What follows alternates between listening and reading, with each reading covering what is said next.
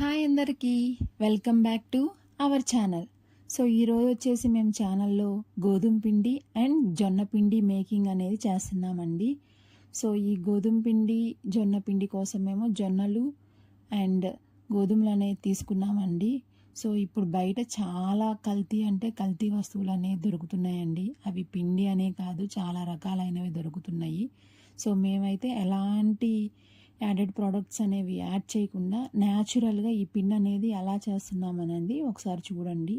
So ఎవరికైనా కావాలి అనుకుంటే ఆర్డర్ కూడా ప్లేస్ చేసుకోవచ్చండి. సో ఒకసారి అయితే ప్రాసెస్ మొత్తం చూసేసేయండి.